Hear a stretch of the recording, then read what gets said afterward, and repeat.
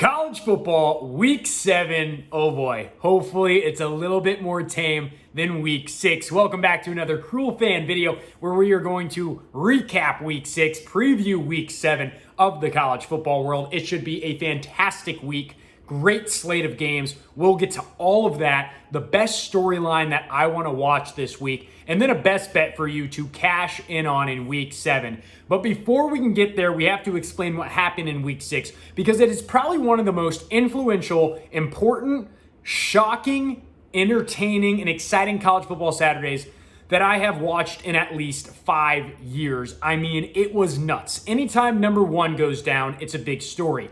Anytime number 1 goes down to an unranked, it's a bigger story. And anytime that number 1 team is named Alabama, it's the biggest story in sports for weeks. Bama losing to unranked Texas A&M, I just can't fathom it. I mean, it didn't happen in Tuscaloosa, but still. This is unearthly of a Nick Saban team to do. The fact that they let A&M jump out to the lead, they fought back but didn't capitalize when they needed to, and then allowed A&M to score late in the game and go down the field and kick the field goal. That doesn't happen to an Alabama team, and it has you wondering, was the Florida game a fluke? Was that as close as it really was? Is Georgia truly the number 1 team in the country, which I think they are? And man, just unbelievable college football Saturday. You had that game. You had the Red River Showdown, which was probably the most entertaining game I've ever watched. I mean, you have Texas up 28-7, and then Oklahoma storms back. And then at the same time on another channel, Ole Miss, Arkansas. That game is a track meet, and it comes all the way down to Arkansas scoring with no time left on the clock. They go for 2. They go for the win. Sam Pittman pulling Madden, and they don't get it. Nuts. BYU follows after that. They lose to Boise State, something I didn't see coming. And all in all, it was just an absolutely roundabout day of college football that didn't seem to let up at any point in time.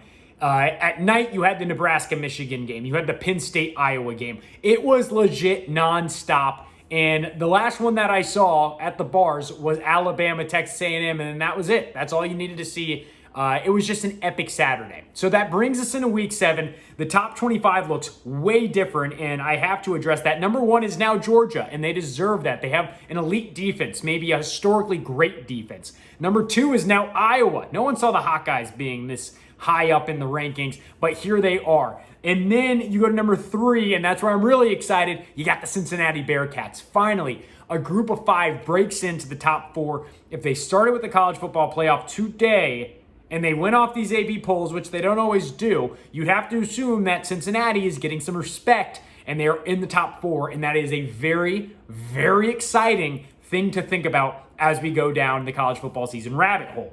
Number 5, that's where Alabama slides into from number 1. And then number 11, maybe the most impressive and surprising team in the SEC in terms of shock factor is Kentucky. They go from 16 to 11, and they've got Georgia this week, which takes me into the games I am most excited for. And I'll start with that one.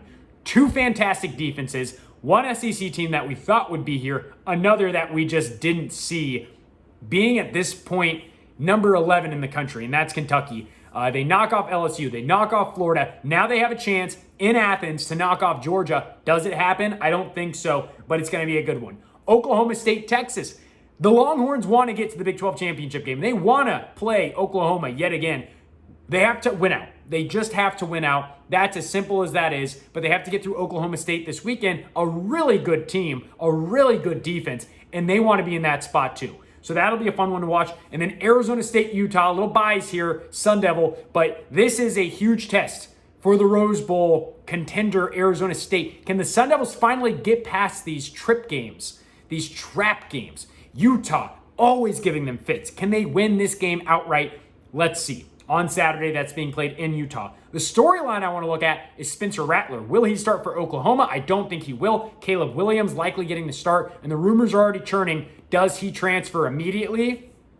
Probably. I mean, like, he didn't celebrate with the team. He took a personal day Monday. It's all those things. And then finally, my best bet on Saturday is the under 43.5 in the Iowa-Purdue game. We're talking about two really good defenses, two offenses that aren't all that impressive. I think Purdue is ranked in the hundreds in offense, and so I would target the under in this game. That's it, week 7. Let's have a good one, and I will talk to you next week.